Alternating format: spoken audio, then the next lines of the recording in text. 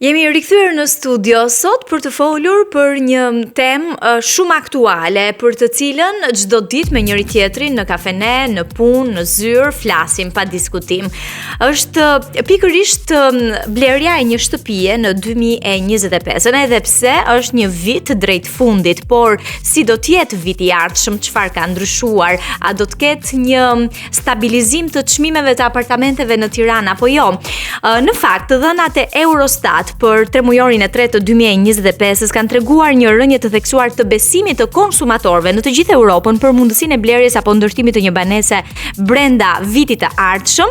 Raporti thekson se shtresat e mesme dhe të ulta e shohin pronësinë gjithnjë më të paarritshme, çmimet e larta të tregut apo mungesa e mbështetjes financiare, rritja e kostos së jetesës e kanë thelluar më tej ndarjen e këtyre shtresave dhe shqiptarët në këtë raport të Eurostat renditeshin pothuajse të fundit sa i përket mungesës së besimit për të blerë një apartament. Do të flasim pikërisht për këtë dhe për shumë pyetje sa i përket kësaj teme me një ekspert të pasurive të paluajtshme në Shqipëri, është Dorian Sanxhaku, është kënaqësi që e kam në studio. Dor, përshëndetje, mirë se erdhe. Ne njihemi prej kohësh, por ju uroj shumë suksese në këtë sipërmarrje që në fakt jeni prej vitesh në këtë biznes dhe duket se është fusha në cilën duhet investuar më së shumti. Na thuaj pak përse besimi i veçanërisht i shqiptarëve është në këtë nivel për të blerë një apartament në 2025-ën që po mbyllet dhe në 2026-ën që po vjen. Pari ka të bëjmë me që thotë besimi ka bëjmë me mundësi për të blerë dhe janë disa faktorë. Një shqiptar nuk e ka mundësinë me pagën që merr që të marrë një apartament në këto blera që janë sot. Mundësia është banka. Flasim për bankën, ndryshe nga disa vende të botës që bankat kanë një interes fiks, ti e di që për 25 vite do paguash një interes të përcaktuar. Në Shqipëri bursat, pra kemi variable që do të thotë mund të paguash një pjesë me një përqindje të caktuar dhe mbas 7 vitesh thotë ndryshon eurobondet dhe ndryshojnë kushtet për kastet e bankës. Po them vetëm një aspekt. Pjesa tjetër është siguria që jepet në punët që kanë shqiptarët. Domethënë, nuk e parashikon dot njëri që do jetë stabil për 10 vite, 15 vite, kështu që edhe kjo e bën pamundësinë. Gjithashtu kemi çiftet e reja, të cilët nuk mundet që të ketë një shumë konsiderueshme që ta blejmë një herë apartamentin. Dhe këtu futemi pastaj te politikat sociale që duhet të jenë të shtetit që t'i japin mundësinë për të blerë. Dhe çfarë ndodh? Duke qenë se një pjesë bankat kur vepër të marrë kredi e duan që ti ta kesh gjendje, për të rinë bëhet edhe më e pamundur dhe mundësia që ata kanë pastaj është tek të afërmit të bëhet sigurojnë të. Kështu që ka disa aspekt pse arrim në këtë pikë që ne themi që ka humbur besimi për të blerë. Dëshira është shumë e madhe, por janë këto pastaj faktorët të cilët ndikojnë. Tani, kjo rritje drastike e çmimeve që ka ndodhur, le të themi në këtë dekadë, në dekadën e fundit, 6 vitet e fundit, po. Rrezikon që të krijohet një hendek pronësie i pakthyeshëm mes atyre që mund të blejnë dhe atyre që mbeten në një farë mënyrë jashtë këtij tregu. Në fakt ne kemi hasur këtë. Domethënë, ne kemi vite që themi presim antarësimin e Shqipërisë në Bashkimin Evropian dhe duke qenë se kemi për të qenë shumë i sinqert kemi bërë hapa përpara në të gjitha aspektet, por pjesa e blerësve shqiptar ka ngelur aty në vend. Domethënë këtu po blej shumë tuaj. Që se ne jemi në një radio travel prej turizmit kemi pasur një impakt shumë pozitiv. Shumë persona të cilët vinin për të vizituar Shqipërinë për të gjitha benefitet që do ofrohen vendhyrë. Më pas e shikoni dhe si një mundësi investimi, pra ky lloj turizmi që ne nuk e kishim pasur më parë. Ka bërë që të vinë shumë njerëz dhe ata janë kthyer në promotor shumë të mirë të vendit tonë edhe në vendet e tjera dhe kanë sjell turistë të cilët janë kthyer investitorë. Nëse shohim Bregdeti, pjesa më e madhe e blerësve janë të huaj. Okej. Dhe normalisht ata e kanë më shumë mundësinë se sa ne shqiptarët që jemi këtu për të blerë. Themi via bregdetare parë, pothuajse është e mbyllur, shumë është që të gjesh një apartament aty. Si në jug, si në pjesa e Bregdetit, Okej. sepse Nëse ne flasim për çmimet në Shqipëri, sigurisht janë të larta, por nëse ne e krahasojmë me vendet e tjera të rajonit, nuk është se i kemi çmimet shumë të larta, flasim për Bregdetin. Okej. Pastaj mundësia jon absolutisht që është tjetër gjë. Domethënë ne prandaj thash do duhet. Ose është ndeku midis të ardhurave dhe çmimeve, po. Domethënë këtu po blenë më shumë emigrantët të cilët kanë ikur dhe duan ta kenë pronë dhe të huajt të cilët po blenë në masë. Sigurisht është një pjesë e shqiptarëve që i kanë mundësitë, investitorët kryesisht, por nëse flasim për familjet me të ardhura të ulta dhe të mesme, është pak më vështirë se çka qenë edhe më përpara. Po, a ka ndikuar ky interes i të huajve në rritjen e çmimeve të apartamenteve veçanërisht, apo është një indikator ky? Sigurisht që ka ndikuar, jo vetëm për çmimin, po edhe për të gjetur një pronë, sepse domethënë ne kemi shumë kërkesa, që duket ndonjëherë si absurde që ti të kesh kaq shumë apartamente që ndërtohen dhe mos kesh pastaj ti plotësosh gjitha kërkesat, po kjo është e vërteta që ne kemi shumë kërkesa të cilët nuk arrim dot i plotësojmë të gjitha me banesa. Okej, edhe kjo është për t'u habitur në një farë mënyrë, aq shumë ndërtime sa po bëhen në Tiranë, gjithsesi. Si e parashikoni rolin e, unë them klasës së mesme, megjithëse kjo është një temë që është temë tjetër, nëse ka apo jo stres të mesme sot në Shqipëri, në pronësinë e banesave brenda një 5 vjeçari, le të themi, a rrezikon kjo stres të zhbëhet ekonomikisht nëse trendet vazhdojnë kështu? Bëhet, por mendoj që blerjet e tyre do jenë më të kujdesshme. Që do të thotë, mundësia për të blerë do jetë në ato vende të cilat ja u ofron. Pra, nëse e lidhëm pak më parë me Bregdetin, do jetë pak më vështirë Bregdeti për shkak të çmimeve. Pra, shtresa mesme do blej, po do blej në ato zona ku e ka mundësinë për ta blerë. Me që jemi tek kjo temë, cilat janë ato zona të Tiranës që momentalisht ofrojnë çmimet më të favorshme për të blerë një apartament? Thjesht ngelen zona të cilat deri në para pak vitesh kanë qenë, tani që është hapur dhe unaza e re e Tiranës, i ka dhënë mundësinë, po themi zonën e Paskuqanit që dikur nuk preferohej, tani ka marrë një zhvillim, zona e Shkozës, Presko gjithashtu, domethënë pak a shumë ngelen periferit, nëse mund të quhet periferi rreth unazës së Tiranës, që ke dhe mundësi të blesh, domethënë akoma aty çmimet janë të mundshme për të blerë apartamente. Tani, a ka në Shqipëri një strategji sa i përket strehimit, apo si funksionon si një treg i lirë, i pa kontrolluar dhe çmimi përcakton në një farë mënyrë realitetin social? Çfarë mund të bëhet në këtë sferë? Tani në janar pritet që të hapet procesi i vlerësimit të pronave. Dhe për ta shpjeguar pak çfarë është, që lidhet me pyetjen tuaj. Ne kemi pasur 2 lloj çmimesh, çmimi i shtetit dhe çmimi i tregut.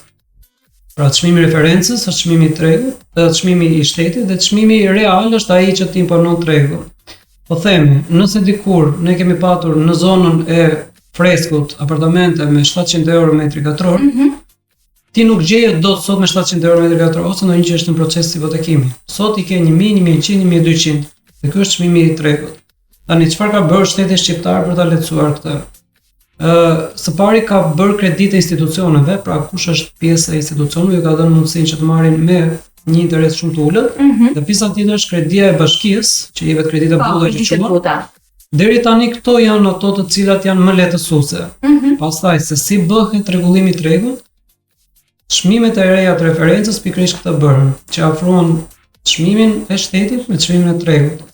Por kjo ndihmon vetëm për të marrë kredi në bankë, sepse shumë klientë të cilët donin të blinin një apartament, çmimi që ishte i shtetit nuk përputhej me çmimin e tregut dhe banka e vlerësonte me ato që quhet çmim referencë. Afrimi i çmimit të referencës me çmimin e tregut do ta bëjë më të mundur që banka ta vlerësojë më shumë apartamentin.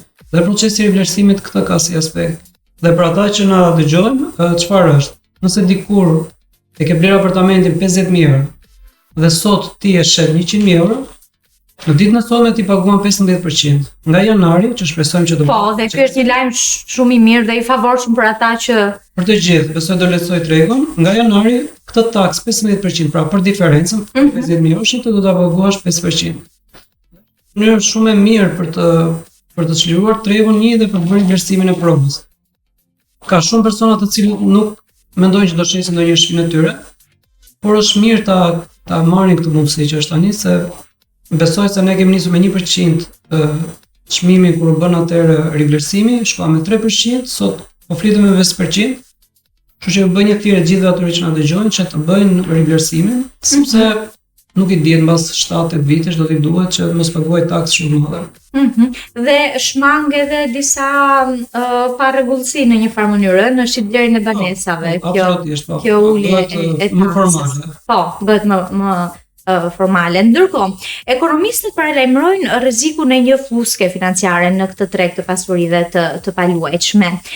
Nga ana juaj profesionale, cilat janë ato shenja që duhen vëzhguar për të kuptuar nëse jemi në fazën e mbivlerësimit dhe jo thjesht një rritjeje organike? Okej, pyetja jo është shumë e drejtë, sepse ne duke qenë afër tregut dhe shikojmë dhe çmimet si ndryshojnë. Tani nëse do ketë fluck që ne i themi, nuk besoj që ka një njerëz që parashikon dot fiks, pra aq kosa ka blerës të huaj të cilët e amortizojnë këtë pjesë.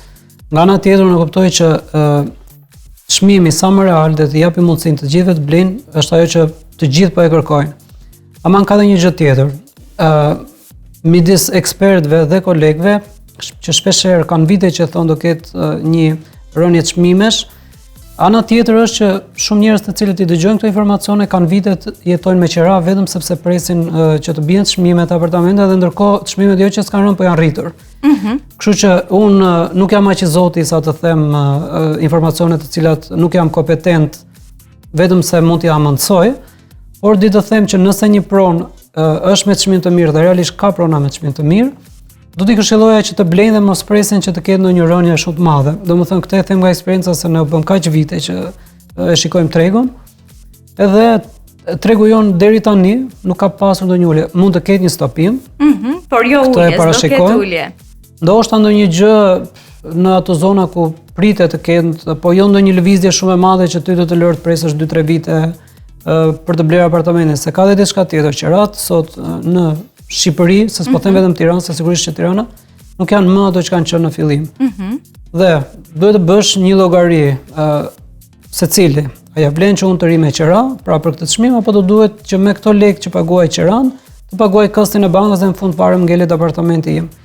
Kështu që në lidhje me pyetjen tuaj, sepse është një pyetje shumë e drejtë, këshilla ime është që kushdo që gjen një pronë me çmim që e ka të arsyeshëm, duhet ta blej dhe mos presej që të ketë një rënje shumë madhe të çmimesh për të blerë pronën e vet. Sepse tjetra është kjo, të gjithë këto apartamente që sot ndërtohen dhe ne kemi kaq shumë kërkesa, të cilat nuk i plotësojmë dot, do të thotë që këta janë blerës të cilët po prapë këto apartamente do marrin dhe nuk mund të ketë një rënje të menjëhershme. Do ta shikojmë në vazhdim se si do jetë tregu ynë, prandaj po them që për momentin nuk besoj që ka një njerëz që të thojë që po, mbas kaq kohe do ndodhi kjo situatë. Dor, ju keni disa vite që merreni me këtë gjë dhe me këtë treg. Kur ndodhi tërmeti i 2019-s, pati një kthim vëmendjeje nga cilësia e ndërtimeve. Dhe pas 2019-s, të gjithë jemi koshient që Tirana gëlon nga ndërtimet. Si është sot cilësia e ndërtimeve? Ke bërë një pyetje shumë të mirë, Ada. Ne dikur kemi marrë vetëm një pronë sepse na duhet ta merrnim. Sot ka ndryshuar komplet mënyra se si ne blejmë. Pra sot shikohet ku do blej, si e kam zonën, kush është perspektiva, kush ndërton, integriteti i ndërtuesit, pra të gjithë element, cilësia e punimeve, domethënë të gjithë këto element të cilët ty të bëjnë që të bësh një blerje të mençur. Dhe mendoj që kjo i ka vënë në presion ndërtuesit, flas për një pjesë të ndërtuesve, se sigurisht këtu një pjesë e madhe quhen ndërtues ata që bëhen një 5-6 shokë dhe kanë disa të arro dhe duan të ndërtojnë, nuk flas për këtë lloj. Flas për ndërtues me një. Se ka dhe nga këto, Po sigurisht që ka. Flas me ndërtues me një karrierë të gjatë në ndërtim dhe që ka të tregon se cilat janë punimet e tyre. Kështu që dhe është mirë që ne kemi arritur në këtë ditë që sot kemi mundësi që të bëjmë përzgjedhjen se ku ne duam të blejmë dhe kujt duhet i besojmë. Është shumë e rëndësishme. Për më tepër që mënyra se si sot blihet një apartament është shumë ndryshe se sa ka qenë më përpara.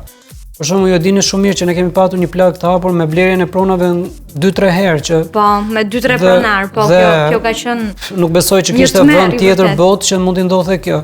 Kështu që se flasim për investimin, domethënë kush blen një apartament sot, bën investimin e jetës. Është rregulluar pas tregu në këtë kuptim, në këtë pikë. Është rregulluar shumë. Domethënë sot edhe pse ti mund ta marrësh, siç ne i themi, blerje në grop, ti bën një regjistrim në hipotek që këtë apartament që po ndërtohet këtu me këtë planimetri, ky kat, është regjistruar në hipotek në emrin tënd edhe pse akoma është duke u ndërtuar, dikur nuk ka qenë kjo.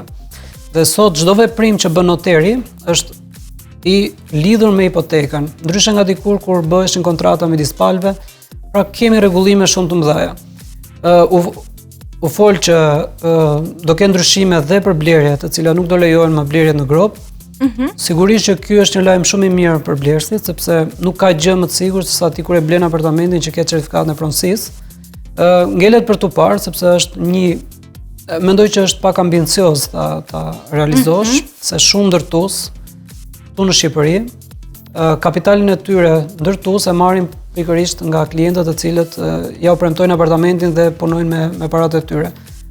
A duhet ishte ndryshe? Sigurisht. Pra nëse më pyet më, duhet ishte që tregu të selektohej, ndërtuesët të cilët do merrnin një projekt ta depozitonin kapitalin në bankë dhe ai do ishte siguri që nuk do ngeleshëm më ai kompleks pa u bërë. Pra vetë banka pastaj do duhet të shpërndante që të përfundonte siç kemi pasur rastet kur e kanë lënë punimet në mes edhe pra ka mënyra, mendoj që do duhet pa kohë po drejt rregullit po shkojmë çdo ditë edhe më shumë.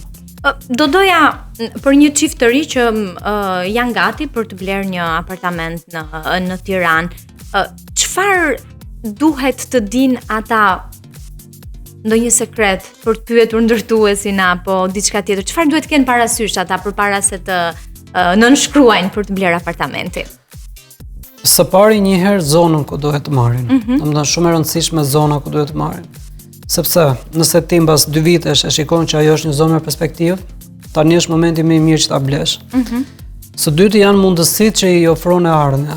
Pra, nëse e kanë mundësinë për të blerë dhe shikojnë që në një moment të caktuar kur të ngecen, përsëri ata mund ta plotësojnë blerjen, kjo është gjë e mirë, pra të mos nxitohen që të marrin vendime për blerje kur akoma nuk janë gati. Është shumë e rëndësishme që gjatë procesit të mos ngelen.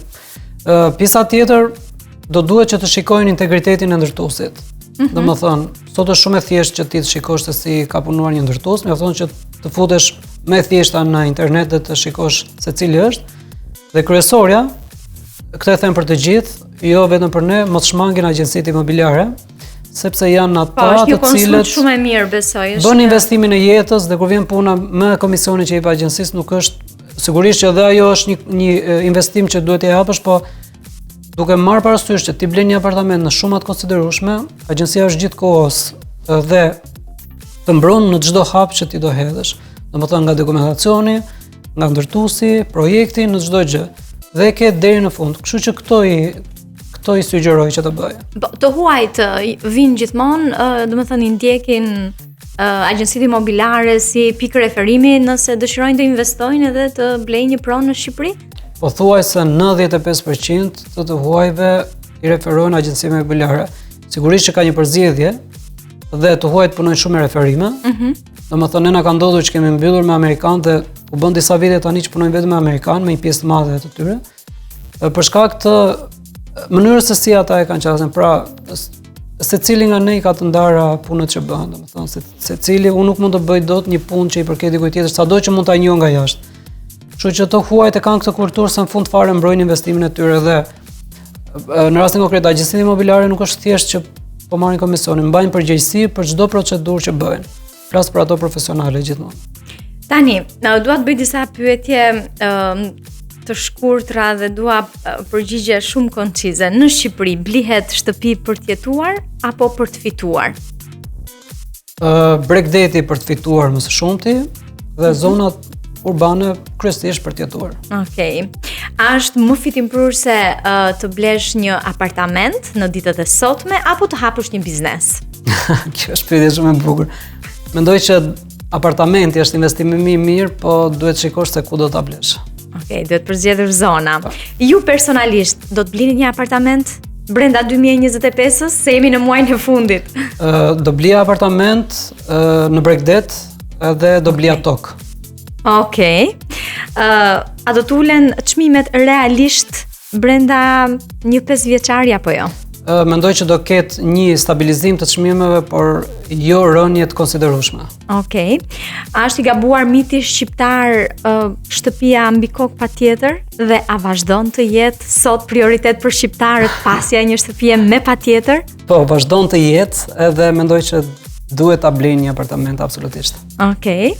A do t'ishte më mirë të merrje me qira se sa të blije në 2025-ën? Kjo është një pyetje shumë e bukur. Mendoj që duhet të blerë, por atëherë kur apartamenti e meriton që të blihet. Okej. Në cilën pjesë të Shqipërisë blerja e një apartamenti mund të konsiderohet një minierari? Në Bregdet, Saranda. Saranda. Okej, për të gjithë ata që kanë diçka më njanë, është një mënyrë shumë e mirë investimi blerja e një apartamenti, apo jo, në 2025-ën dhe në 2026-ën që e kemi kaq afër. Ju merreni edhe me turizëm në gjithë çfarë bëni sa i përket kësaj fushe. Turistët e huaj këtë vit, ku kanë shkuar më së shumti, cili ka qenë interesi i tyre më i madh?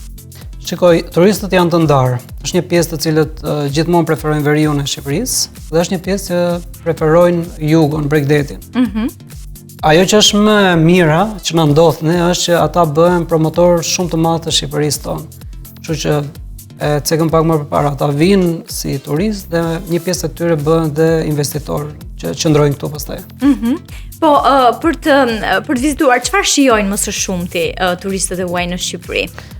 Në jug, Bregdetin që kemi shumë të bukur, gjithashtu dhe ushqimet. Ushqimi po është një në veri sektor sigurisht që natyrën që kemi shumë të bukur, mikpritjen, po ngelet gjithmonë dhe ushqimi që kemi shumë të mirë. Okej. Ndonjë qytet të preferuar kanë turistët e huaj në nordikët, gjermanët, nuk e di, norvegjezët? Këto vendet që ju sapo thatë janë tek veriu. Tek veriu të gjithë. Pjesa e thellë, Valbon, e gjithë ajo. Po janë edhe më guximtarët njerë nga sfuten në lloj-lloj. Jo, ata mirë bëjnë që futen, po i kërkojmë ne më brava. Kështu që kurse pjesa tjetër, një vëmendje shumë madhe ka marrë Ksamili. Ksamili, po, sepse tani po konsiderohet si Maldivet e Europës, edhe çmimet nuk e di nëse janë si në Maldiva apo jo. Ja kemi kaluar dhe çmimet. Ja kemi kaluar edhe çmimeve. Dori, ishte shumë kënaqësi që ishe me mua në studio dhe të uroj shumë suksese.